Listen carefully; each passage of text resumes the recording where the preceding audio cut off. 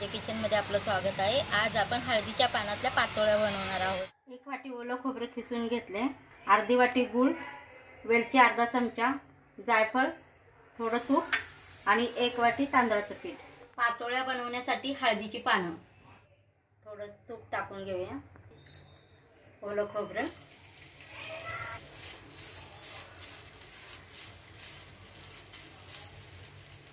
त्यातच गूळ टाकते। आता हे चांगलं मिक्स करून घेऊया।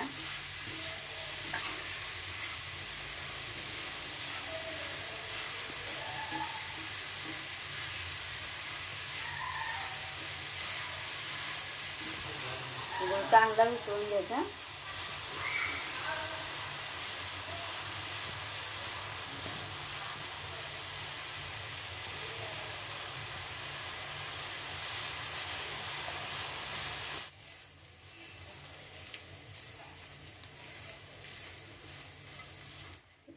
सारण बनवून तयार आहे। आता आपण त्यात वेलची पूड टाकूया आणि थोडं जायफळ किसूया त्यात। हे चांगलं मिक्स करून घेऊया। ज्या वाट्याने तांदळाचं पीठ घेतलंय त्याच वाटीने 2 वाट्या पाणी घेतलंय, गरम करून ठेवलंय। त्यात आपण थोडं तूप टाकूया, तूप थोडंच टाकायचे आणि ह्याला चांगली उकळी येऊन द्यायची। आता चांगली उकळी आले, आता आपण थोडं थोडं करून पीठ टाकूया त्यात।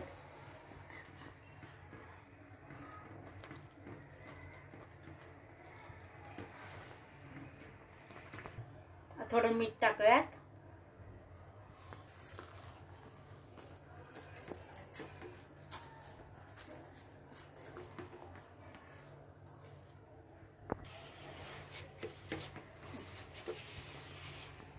तर पीठ चांगलं मळून झालंय। ह्याच्यात आता पीठ शिजवून घेतले, आपण हे काढून घेऊया। आता हे थोडं थंड करूया आणि मग मळून घेऊया। थंड झालंय, थोडा तुपाचा हात लावून मळून घेऊया।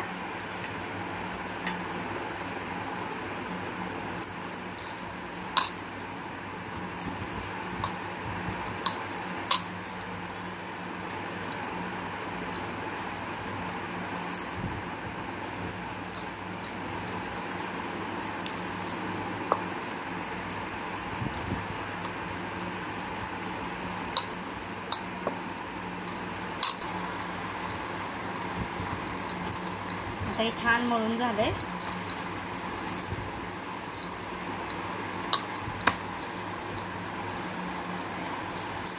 आपण याचे गोळे करूया।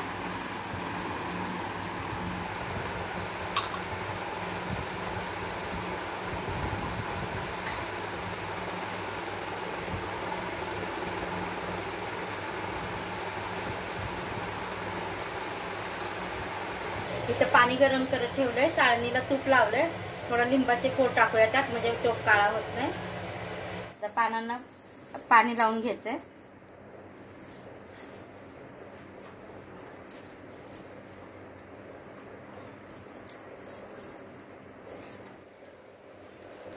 असं आपण हातात असं थापून घ्यायचं,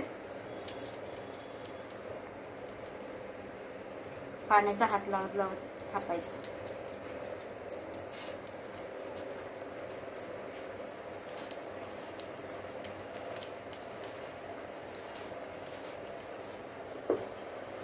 मधोमध आपण सारण ठेवायचं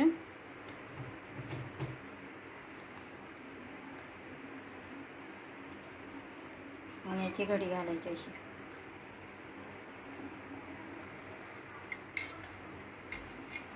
त्याच्या कडा सर्व दाबून घ्यायच्या अशा।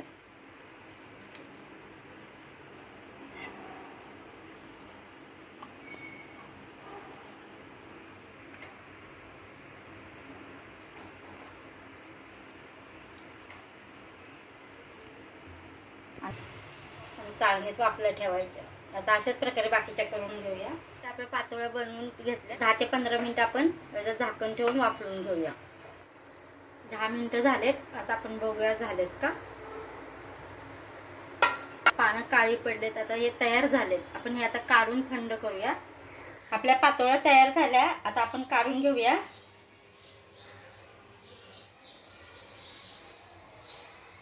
आता आपण या काढून घेऊया.